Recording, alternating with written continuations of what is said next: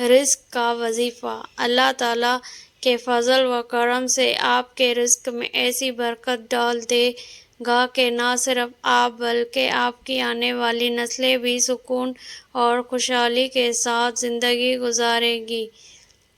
رزق کی کمی دولت کی کمی نہیں ہوتی بلکہ برکت کی کمی ہوتی ہے۔ انسان کے پاس لاکھوں روپے ہوں لیکن چین و سکون نہ ہو تو وہ رزق میں تنگی ہے، اور اگر تھوڑا سا ہو لیکن اس میں سکون ہو، خوشی اور برکت ہو تو یہی اصل دولت ہے۔ ہمارے پیارے نبی رسول اللہ صلی اللہ علیہ وسلم نے فرمایا، جو شخص چاہے کہ اس کے رزق میں کشادگی ہو اور اس کی عمر میں برکت ہو تو وہ صلہ رحمی کرے، یعنی اپنے رشتہ داروں سے حسن و سلوک کرنا اور تعلقات کو جوڑ کر رکھنا بھی رزق میں اضافہ کا ایک بہت بڑا ذریعہ ہے۔ رزق میں برکت کا وظیفہ۔ اگر آپ چاہتے ہیں کہ اللہ پاک آپ کے رزق میں اتنا بڑھا دے کہ 7 نسلیں بھی بیٹھ کر کھائیں اور ختم نہ ہوں تو یہ عمل لازمی کیجیے۔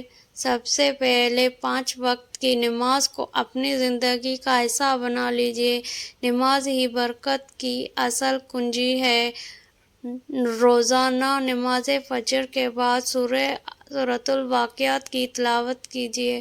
حضور اکرم صلی اللہ علیہ وسلم نے فرمایا، جو شخص سورۃ واقعات کو ہر رات پڑھتا ہے وہ کبھی فقر و فاقہ میں مبتلا نہیں ہوتا۔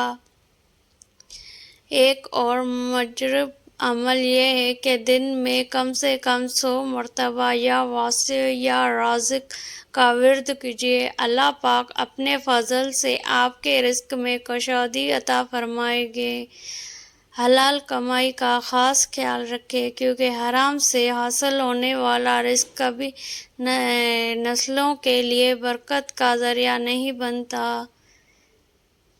یاد رکھیں کہ رزق اللہ کے ہاتھ میں ہے، اور جب ہم دعا، عبادت اور صلہ رحمی کے ذریعے اللہ کو راضی کرتے ہیں تو وہ ہمیں اتنی نعمتیں عطا فرماتے ہیں کہ ہمارے گمان میں بھی نہیں ہوتی۔